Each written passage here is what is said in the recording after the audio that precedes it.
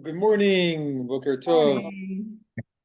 Welcome to our class. We continue our series on the Hasidic masters and the world and thought and spirit of the Hasidim. And as our class has been developing, we're looking at teachings, we're examining what their lives were about, but we're also just thinking about how their teachings relate to our lives and how it can help us in our religious, spiritual, and just or the way we walk in the world. Um, And so last week I was in France. We didn't meet, but 2 weeks ago we looked at the figure Reb Zusia of Hanipol. And Reb Zusia was the holy fool, but not so foolish. But there's so many stories about him that we looked at. And in particular, we looked at one story that I've repeated through the years various times about how he and his brother um, Noam of Elimelech of Lozinsk, wanted to do Shabbat, right? And these two brothers who were both disciples of the Maggid of Mezeritch one day decided to do Shabbat on a Tuesday, and how they thought, how can we do this? But they convinced each other, and they did everything. And the Monday they got ready and bought all the food and started their prayers and went to the mikveh and washed their beards and did all the things that the people do. And finally they had a wonderful prayer service to continue through the whole day, and it was the best. And they went to ask the Maggid, how could this be? We had the best. And he said, because Shabbat isn't just a day of the week, but Shabbat is a state of mind. It's a play. There's a universe, the world. It's all Shabbat. You can access that anytime you are. And so we have these two brothers, and Reb Zusia was, someone who wandered and had these powerful stories happen to him, as well as he did have a pulpit, a synagogue. But his brother, Noam Elimelech, was someone who had a lot of teachings. His teachings became really the next generation's teachings of Hasidism, and as much as anybody, took on the mantle of the leadership of the Hasidic movement after the Maggid of Mezeritch died. It wasn't as formal as when the Baal Shem Tov died and he passed to the Maggid. When the Maggid passed away, really he became Elimelech of Lozinsk, became the next leader, and he ended up training the next students who would then take it to even the more four corners and spread it ever further, and had all kinds of important students. And he had a lot of teachings and several books that were really important, and his books are still read all over in the Hasidic world and in other places. And I mentioned this last time, but when I was in the rabbinical school, there was one time where I went with my father to Mea Sharim, which is the ultra-Orthodox neighborhood, and we wanted to buy a whole bunch of Hasidic books, and about like 40, or 50, all in Hebrew. And he said, this can last a little while. And so, which was most of the main classics.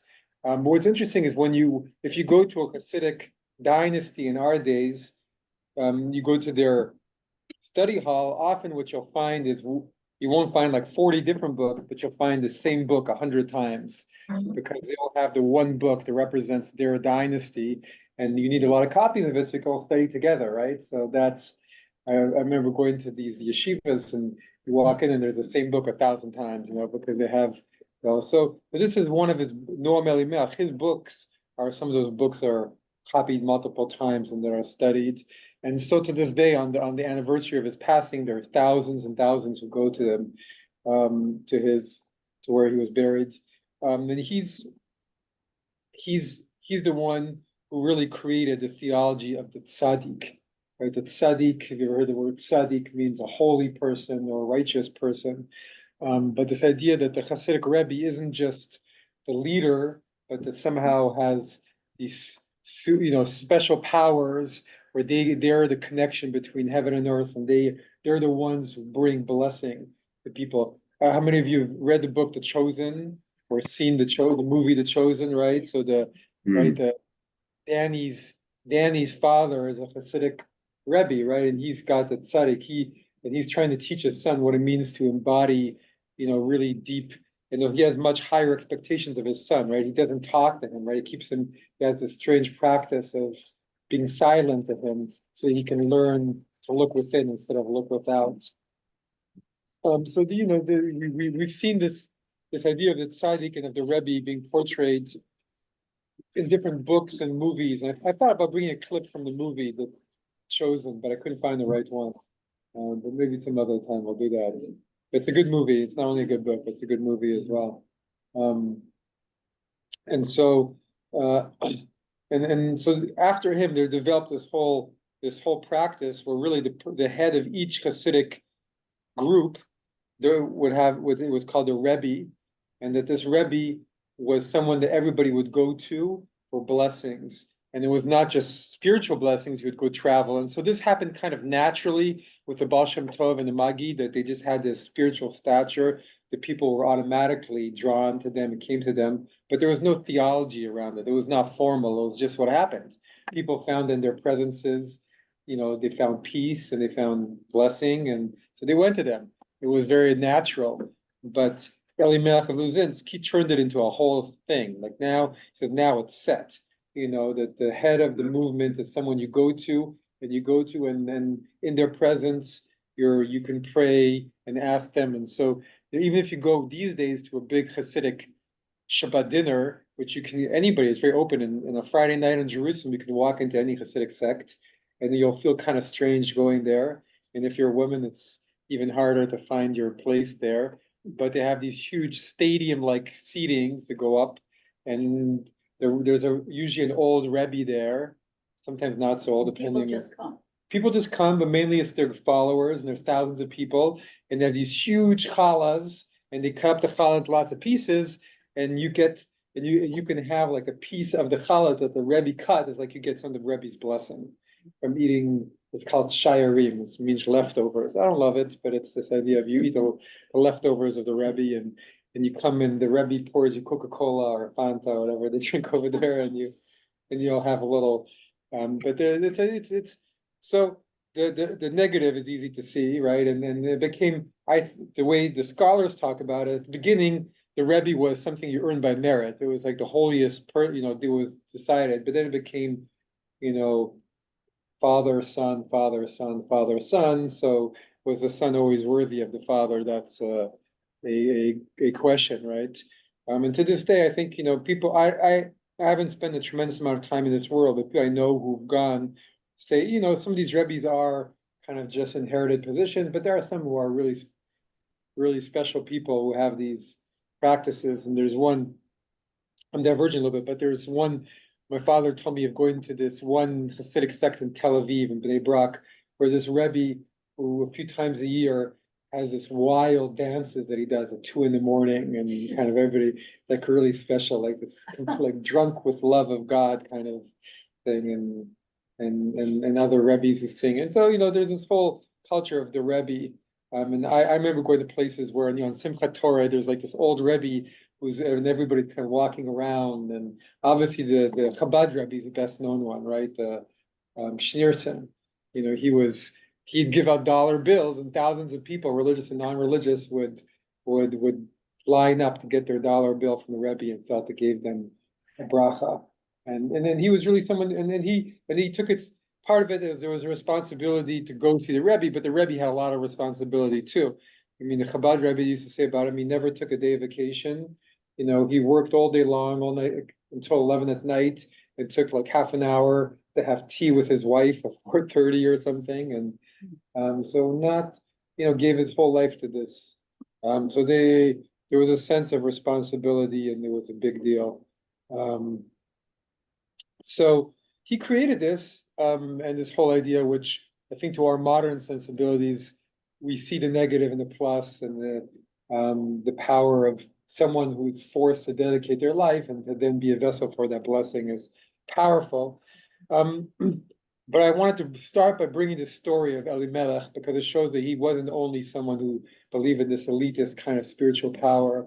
And there's a story that one day he was talking to his students, and he was telling them about, he told about a man in the town who'd had a vision of the prophet Elijah. He said, "There's this man in my town," and all of his followers said, "What, this guy? He's such a schlepper. Like, how did he have he had a vision of Elijah that's considered to be one of the highest prophetic visions, to see Elijah. But this schlepper had a vision of Elijah, and we have this teaching that even Ibn Ezra, who was a great medieval sage, wrote on his deathbed, "I never had a vision of Elijah." Saying if Ibn Ezra never had a vision of Elijah, how could this guy have a vision of Elijah? And so Al-Melech said, "What you said is true."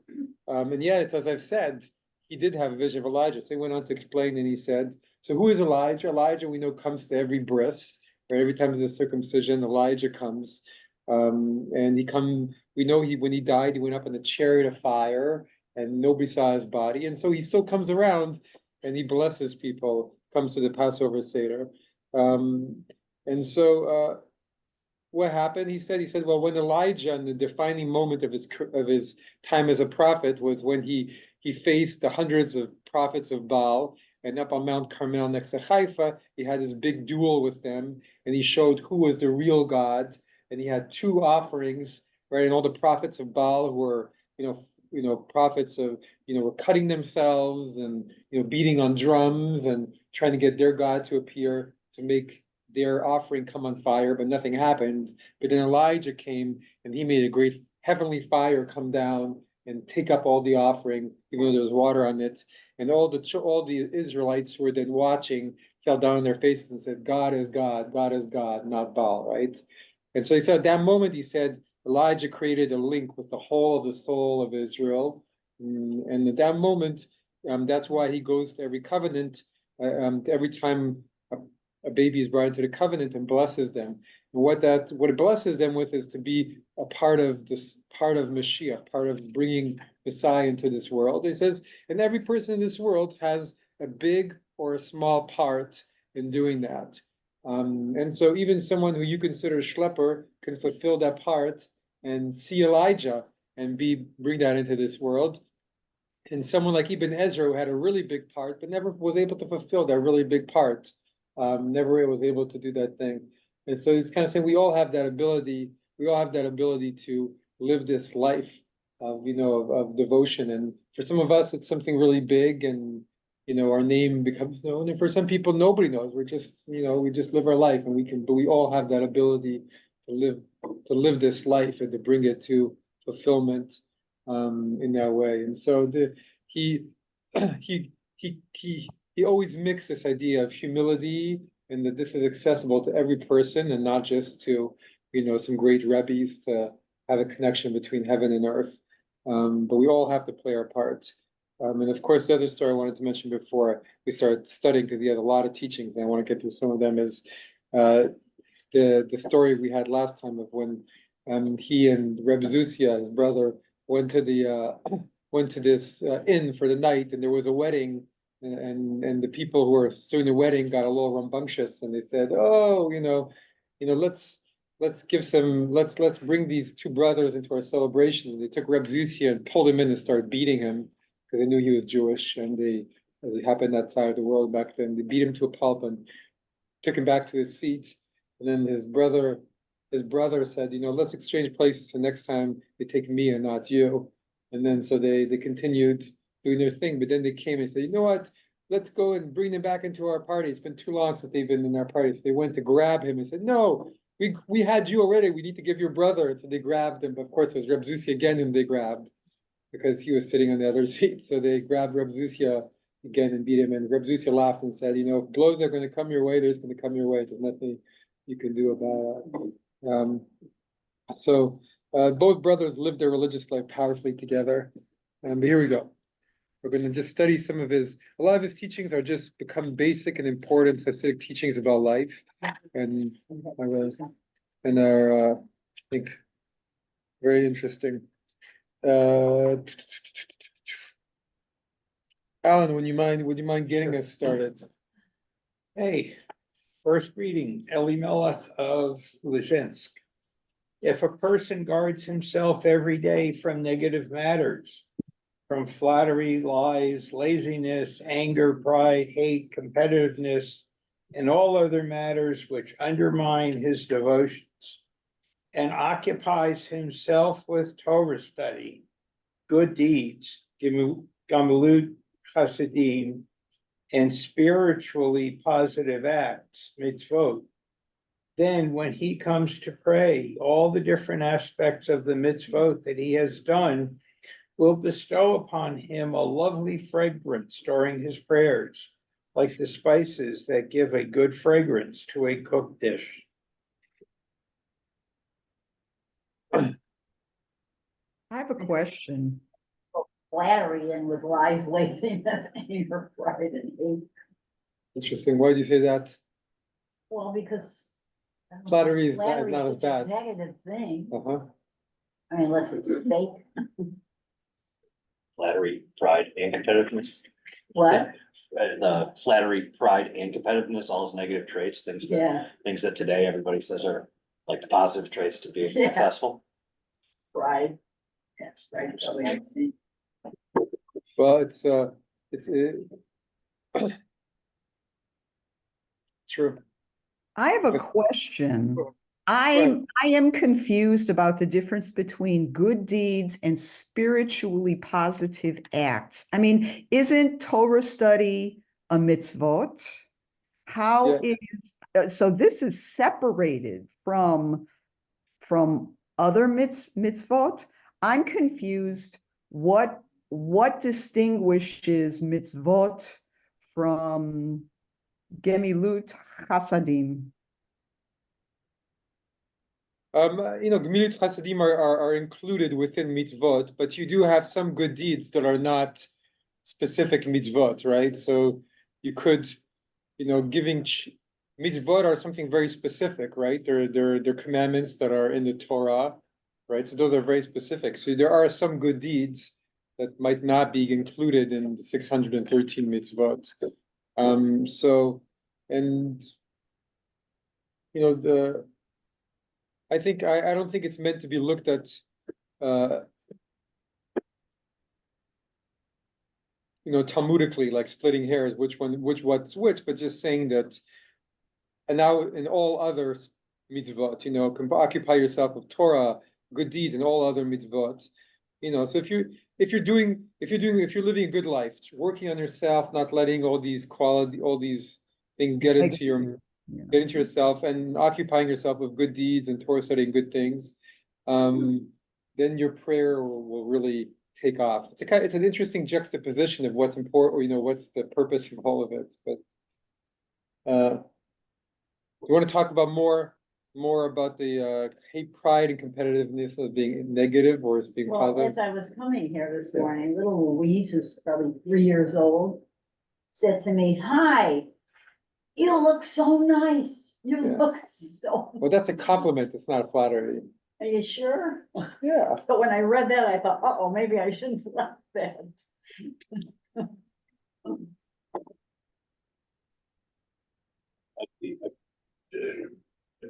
Obviously on the pride, stuff, but the lovely fragrance is what stood out to me. Yeah. The, I catch myself, especially during prayer, I catch myself doing it where it's just take a deep breath. And, Yeah. From the, if you're looking at it, it's, you taking a deep breath, taking the energy that's coming from the prayer and you Yeah. just breathe it in, hold it within you, just like a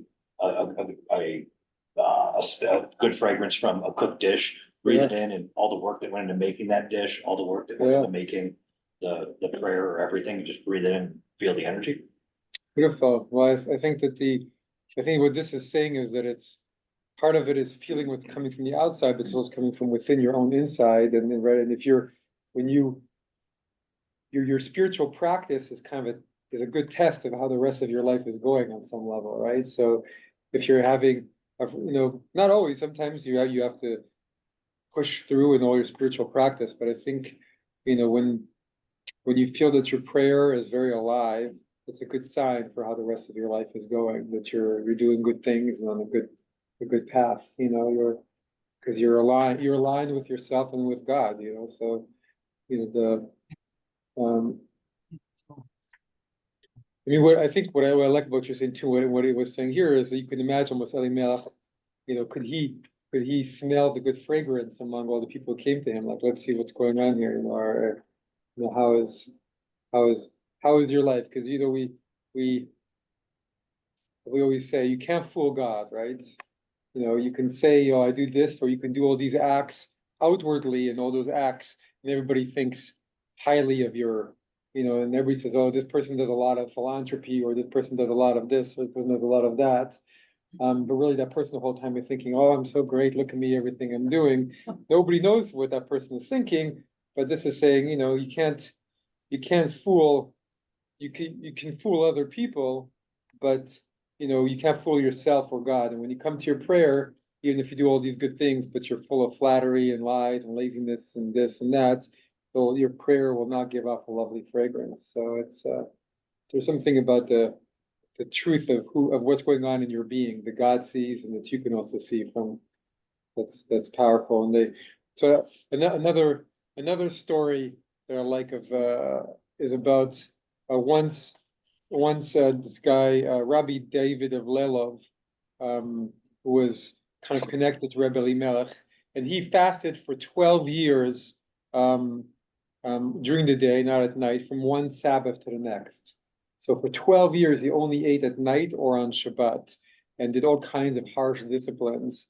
And he still felt he hadn't attained the goal of feeling, you know, that powerful connection. So really perplexed, you know, what am I doing wrong for 12 years? He went to see Rebbe Elimelech of Zins to ask for advice. So right before Shabbat, you know, Elimelech got together with all the Hassidim, and he shook hands with every one of them. When he got to Rabbi David, he refused to shake his hand and just walked away. So Rabbi David was confused, and he said, "You must have mistaken me for someone else." So after the Kabbalat Shabbat Mari prayers, he once again he approached Rabbi Elimelech, and again he just turned away and then refused to shake his hand.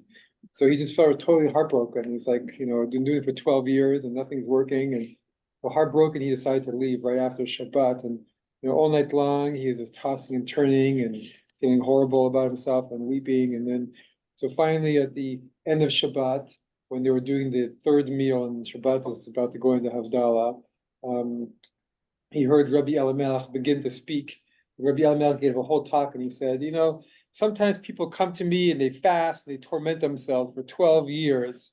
And after that, they consider that they think now I'm worthy for the Holy Spirit to come on me and want me to draw it on them. But the truth of the matter is, all their disciplines and everything they've been through are less than a drop in the sea. And all that service doesn't go up to God at all, but only to the idol of their pride. And such people should turn to God and begin to serve with a truthful heart. And after he listened to this, he just felt totally crushed and broken. And he just looked out the window blankly and didn't know what to do. And finally, after Shabbat was over, he went to take his leave from Elimelech, and he approached the door, trembling with fear, and stood. And in an instant, Rabbi Elimelech opened the door and rose to his chair and embraced him and sat him down next to him and said, "Blessed is he who comes."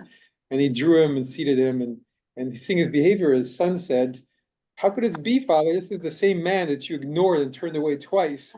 And you couldn't even see his sight, but you couldn't even endure his sight. But now you take him." He said, "Not so. This is an entirely different person. This is our Rabbi David who's come to see us."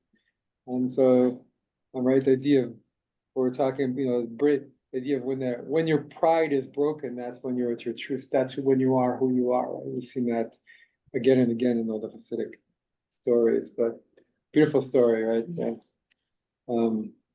That reminds me of, and I can't quote it. Yeah, no problem. Reminds me of one of the Psalms, because God is speaking to his people and he's saying, you know, I desire humility more than sacrifice, the knowledge of my ways more than Holocaust. I think that's what it is. It's Isaiah. Oh, it's Isaiah. Okay, there. Yeah. Oh, see what I know. And, yeah, so that's what yeah, because as I read the Bible, I read that humility and compassion are two main, you know, qualities that God is looking for in people, and more than anything else. And those are hard things to accomplish.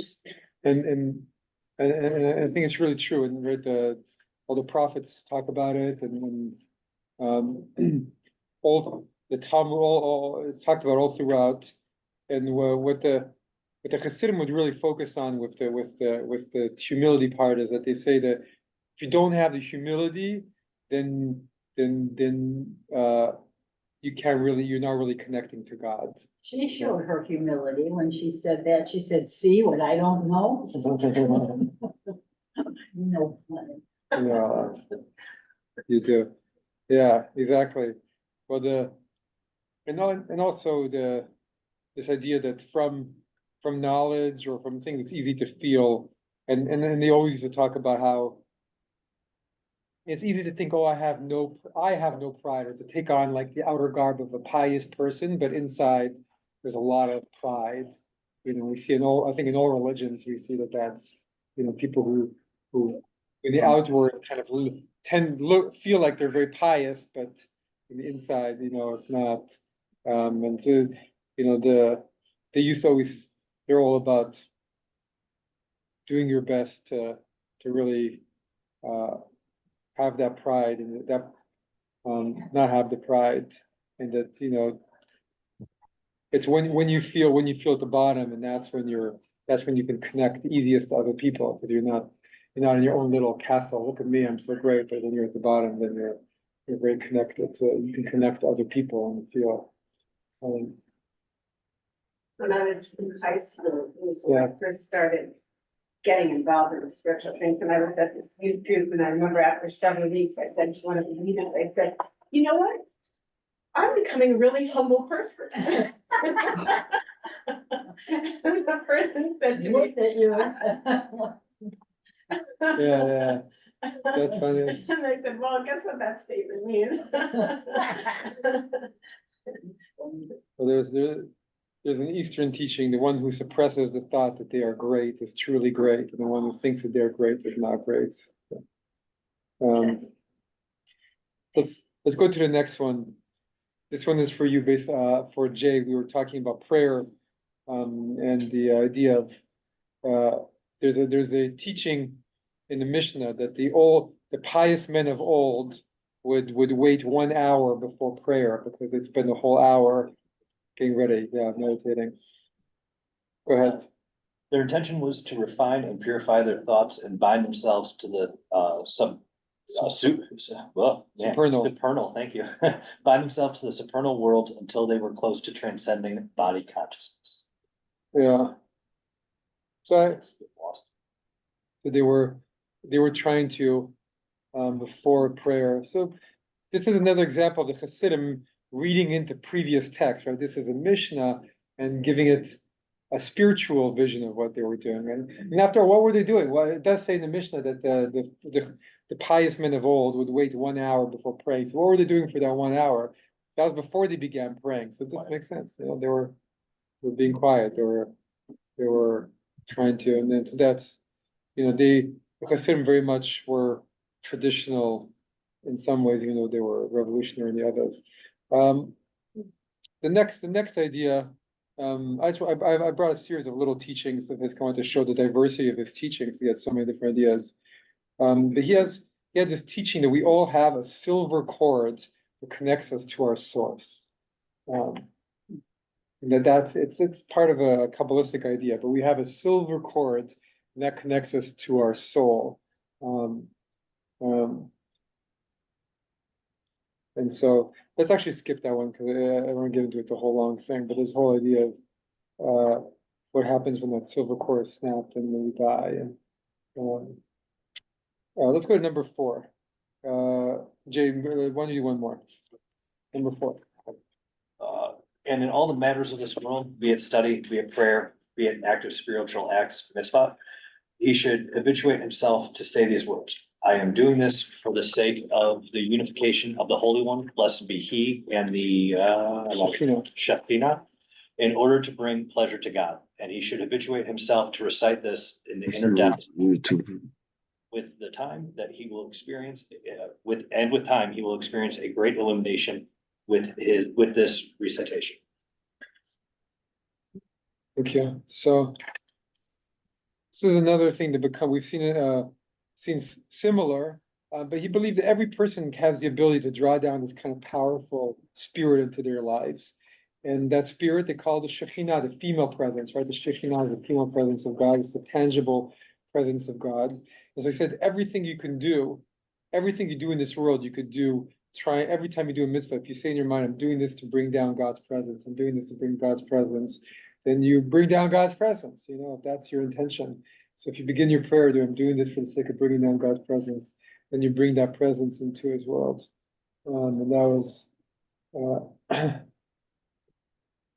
and everybody can do that, you know, you can, even if you give charity, because I'm giving charity to bring God's presence to the world, if you know, every time you do something, and that's a spiritual practice that you can take on. And so he was really about creating a path for his followers.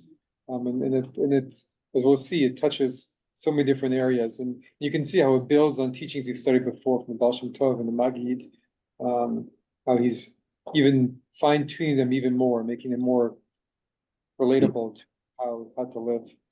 Go ahead.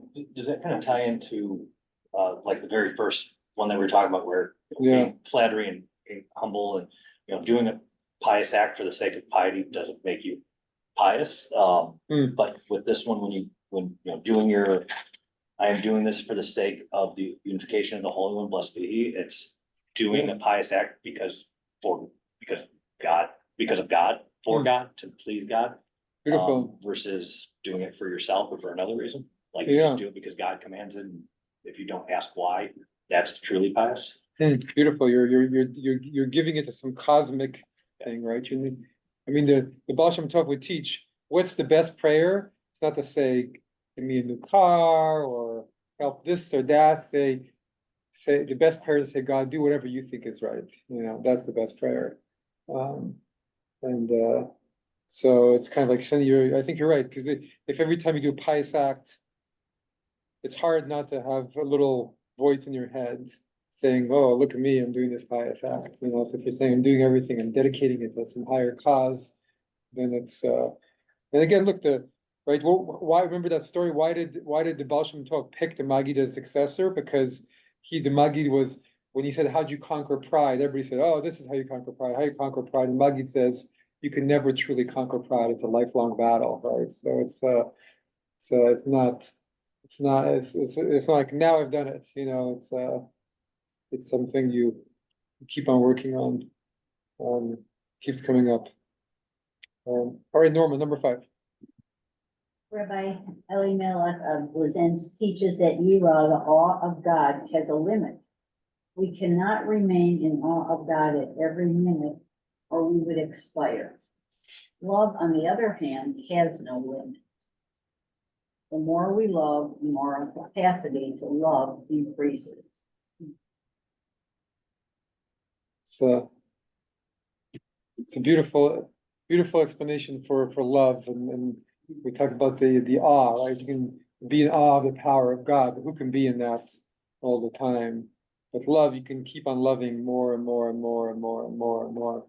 And that was kind of the Hassidic, and what they expected of the Rebbe. They expected the Rebbe to love everybody the way you love your own children or more, you know, to have like that kind of love. Even if they weren't such good people.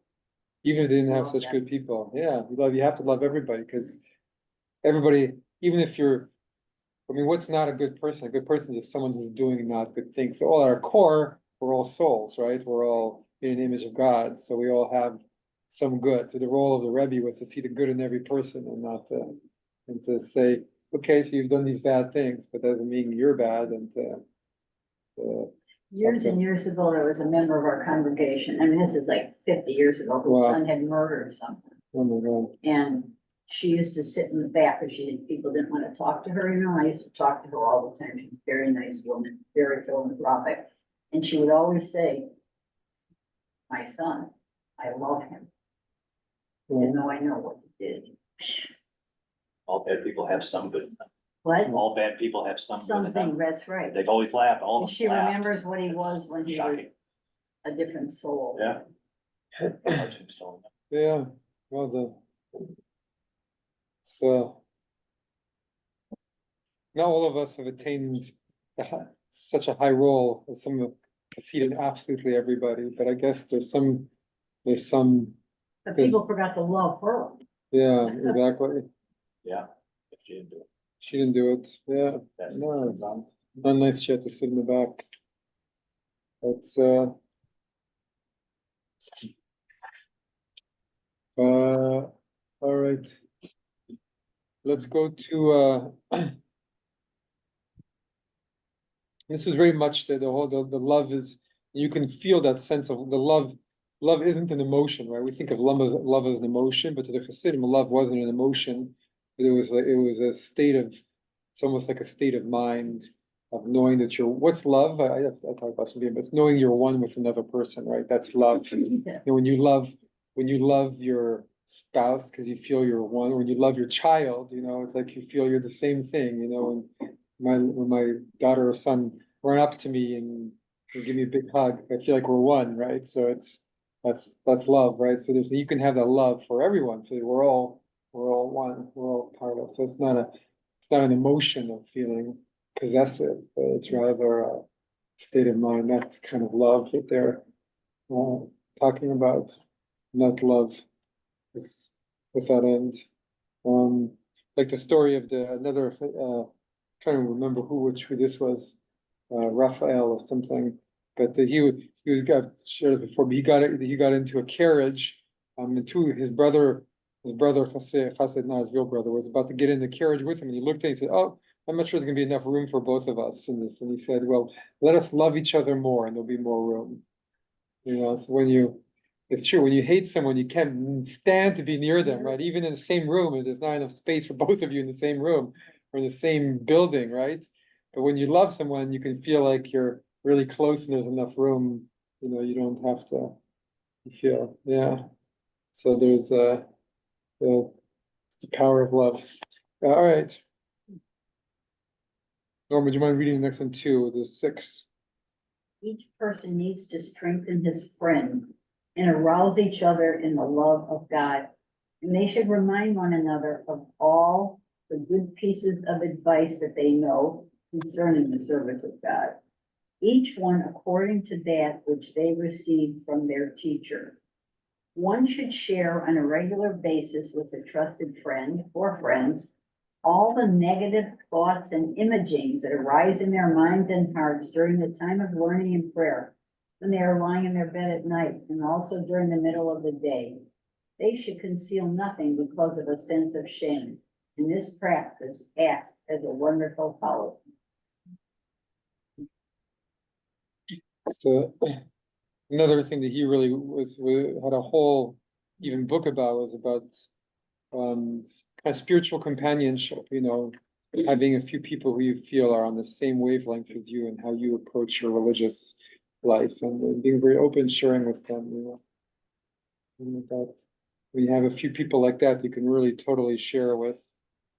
That's really helpful. So you don't have to keep it all inside of you.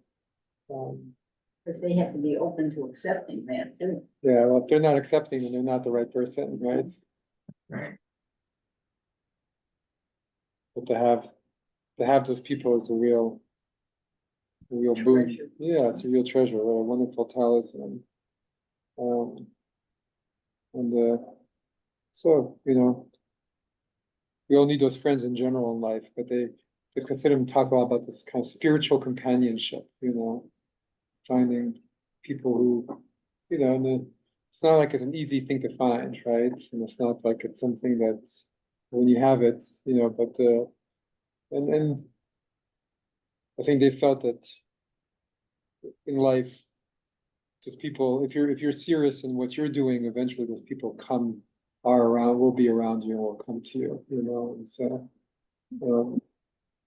that's doesn't have to be just you by yourself with your own thoughts and God. It can be you sharing that with others. So, but again, not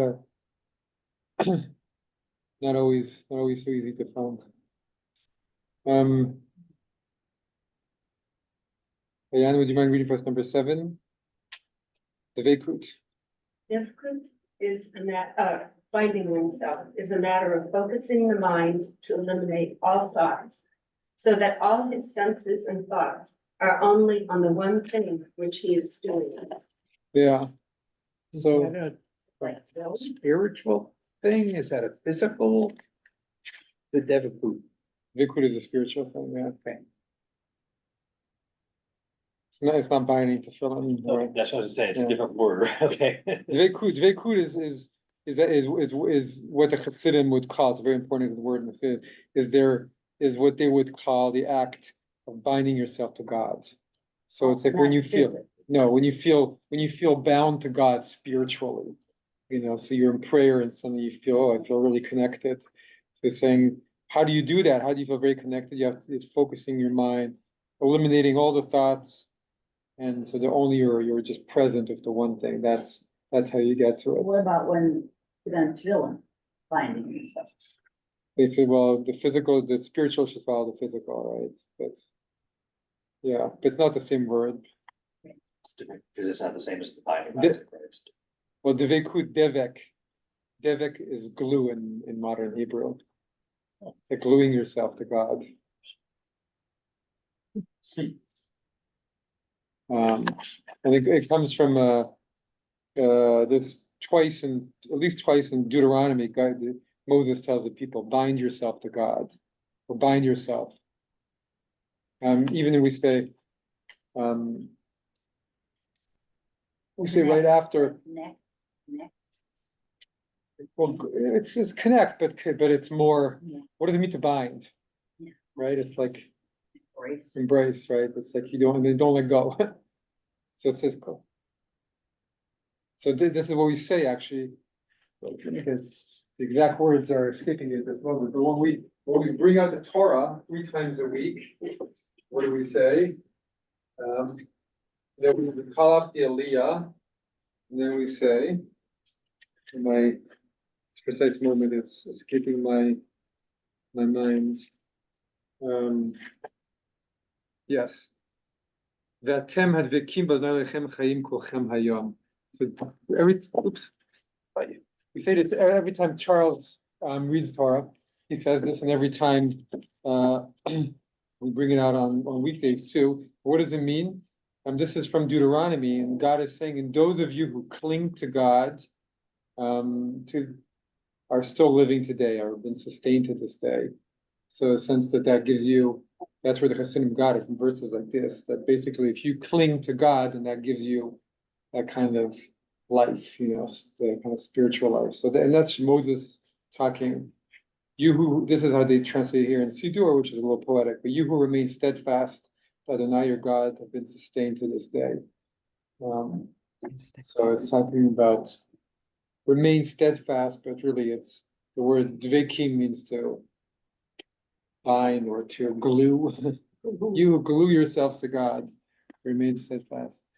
So they talk a lot about this idea of binding and of gluing. So we're gonna get to the last source. I don't know if anybody wants to read this one. This is a long one. It's a little bit complicated, but this is his theology of the tzaddik, one of the places where he talks about tzaddik. It's not my favorite text about it. I was trying to find a different one, but I couldn't find it, so this is the one we got. It kind of, and this translation is one I did back in rabbinical school. So it was made for other rabbinical students to some degree. Anybody want to read this one, number 8? Yeah. Okay, oh, yeah, go ahead. Or if you want to. How about I'll start and then you'll pick up, Okay, when you get time. because it is a long one. Or one could say, introducing a new teaching, that behold the tzaddik, holy one, righteous one, each and every day increases the divine abundance to flow into the world. And this is the meaning of the verse from Psalms. Day to day makes Yabia utterance. Yabia from the language of a spring that gushes, Nova, that every day gushes its abundance, that flows more and more. And this is the meaning of God.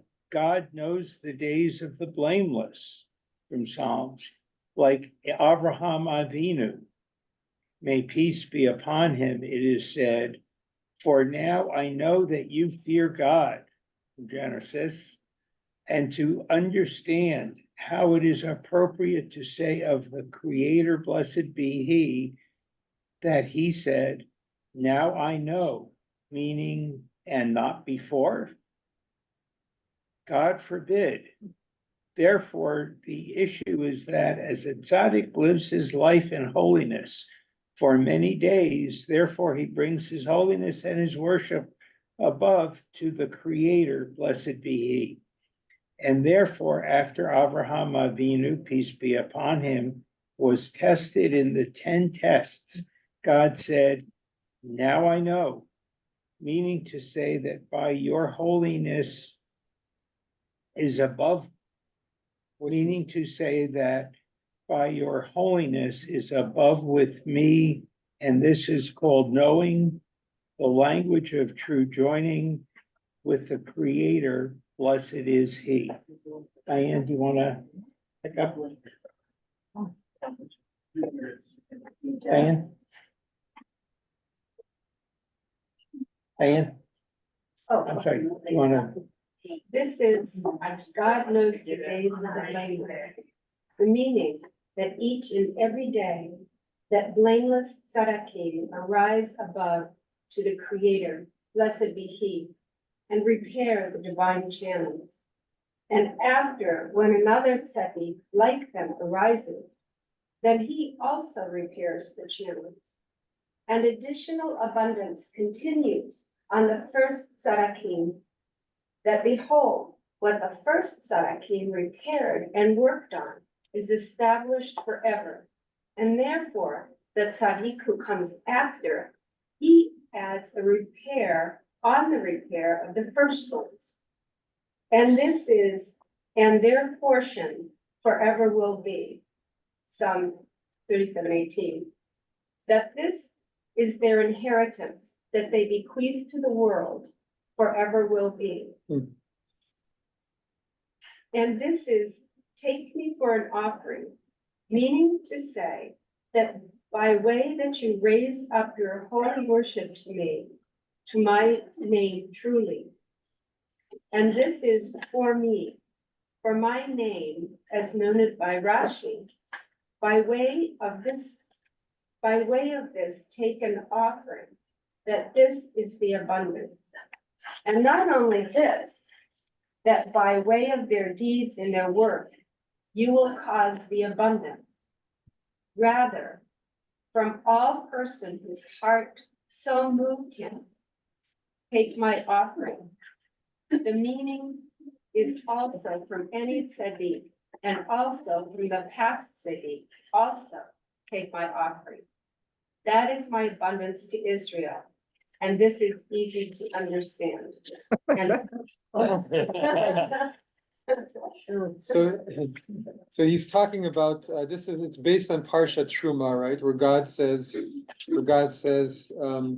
that each person whose heart so moved him should take my offering. So he's turning it around on its head and saying, instead of each person should bring their offering, he says that each person can take an offering from God. And what's God's offering? God's offering is the blessing that the tzaddik brings into the world, right? That's what he's saying. And that the tzaddik makes this blessing gush into the world, right? That's now the first part of it. Teaching was saying that tzaddik, the abundance keeps flowing more and more into the world. And then the second part, he says that Abraham, after his 10 tests, after the binding of Isaac, when he finally finished his 10 tests, he reached to a place where he's able to. Then he became a true tzaddik, right? And then he knew God. In a sense, what does it mean to know God? He attached himself to God's holiness, and he created one of these paths of gushing holiness to come to this world. And then when other people come after him, what does it mean that we have these holy people came before us? It's not like you're starting from the beginning, but you attach your pipe to the pipe that already exists, and then it's more. And so kind of like what we have, and then it keeps bringing new piping and new divine blessing.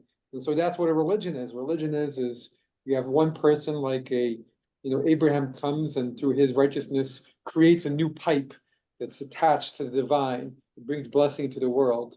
But then all the holy people in that specific religion keep attaching more and more different pipes, divine pipes down the years. And And so what we have, we're able to collect, and that's why we pray to these and think about these things, because we're able to collect the blessing from all the pipes. This is the way the Hassidim would say it. But those they're still alive up in the heavens, kind of still sending us that blessing. And so as part of the work of the new tzaddikim is to help repair the pipes that are in disrepair, so there's more blessing coming. So they really believe that, like what did the Baal Shem Tov, the Hassidim do? To some degree, and I do believe this, there've been pipes of Judaism that have been alive for years, and they were very alive in biblical times, but they got closed partly through everything the Jewish people went through, and we weren't able to be as focused on spiritual matters, we were just surviving. And every now and then, you have to send in new teachers who open up the pipes again and who repair them, so to speak, but also who help people down here be resonant with the pipes and get those blessings to be able to come back. And why are religions still very powerful? One of the reasons I argue the religion in our day is still really important. First of all, it has all kinds of teachings about living in community, about morals and ethics, but it also has an ancient power to it that has something to give to our world. And if you're just, you're just trying to get to it these days, without connecting through that pipeline, you're not drawing down from that. Yeah. So so he's kind of saying what these tzaddikim were doing is drawing from, repairing. They're all plumbers. They're divine plumbers. So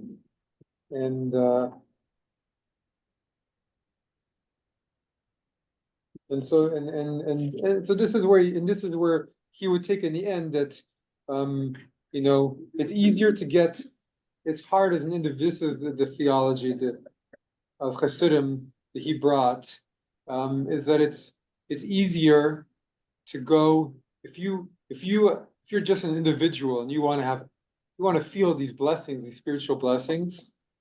It's a lot easier to feel them if you're around somebody who's really connected, like a tzaddik. It's much easier because it's alive for them and you feel it. And it's much harder to do it just by yourself. And it's easier to do it also in the holy place, the synagogue or whatever, than it is to do it just in your own home because there's no flow, there's no atmosphere. But to do it in the company. So that's what they felt, is that the Rebbe's job was to be like the pipe in this world between heaven and earth. The job of the Rebbe was to be, the little last bit of pipe, right?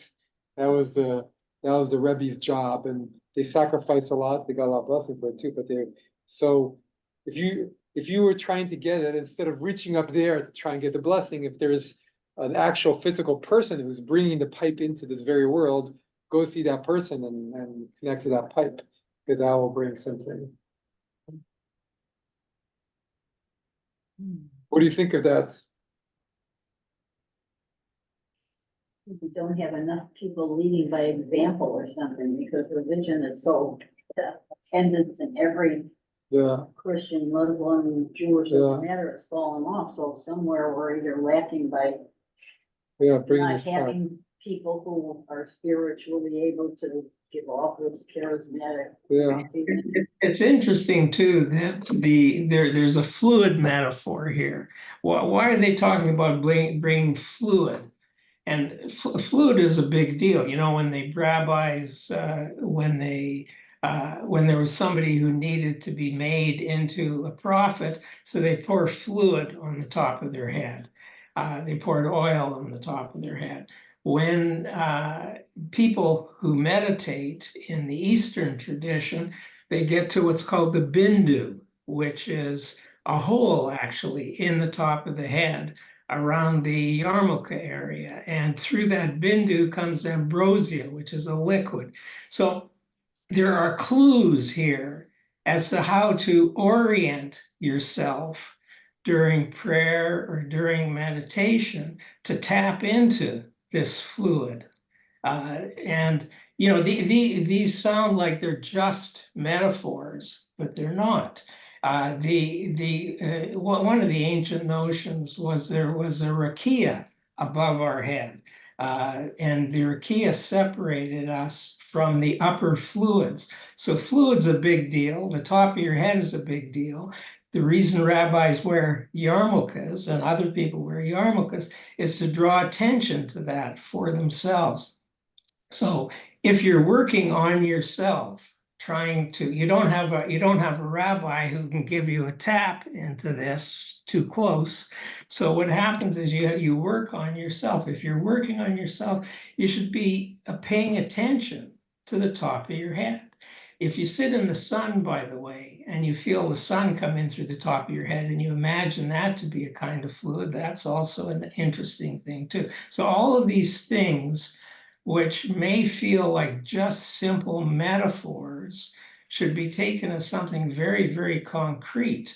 And then you can actually feel something that turns out to be real to you. I mean, you can't, the problem is you're going to feel something in your head and you're going to immediately think you have a brain tumor. So you're going to go to the doctor and you're going to tell me you feel something in your head. He's going to do an MRI and all of this stuff. You've got to stay away from doctors if you're going to do this, because the things that you're going to feel aren't in any anatomy books. Anyway. Well, they're not in the anatomy books, but they are in the in the books that religion has had for thousands of years, where they're talking about it and talking about the physical manifestations of feeling these forces on the top of the head or in other places, or in the East, they very much talk about it rising from the base of the spine up towards the head as well, and all these different powers. And to some degree, what the Hassidim were doing was creating. I mean, it's amazing to think that they did this, but they normalized all of that and made it like mainstream spiritual practice for half the Jewish world in their time. And I don't know if everybody was feeling it, but those who were inclined to were feeling this, and really it brought, they really opened something up, and it's too bad that they got cramped in their ideologies a little bit and became, not.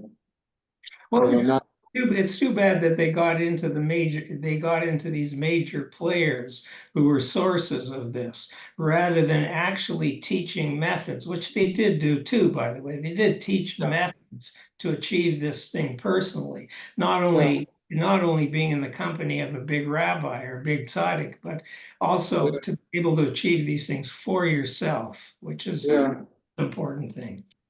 Well, they did teach it, but it's true. Again, as they were trying to make the blessing, they were also, because they were both thinking of the spiritual well-being, but they were also just trying to take care of their communities, and trying to take care of their communities. They had this idea of, if you want to get blessing, not everybody's capable of doing all this, and come to see the tzaddik. And I think it was a mixed blessing, and we see that there were times where didn't quite work. Well, I have to end right now, but next week we will continue, and we will look at Levi Yitzhak Berdichev, who was one of the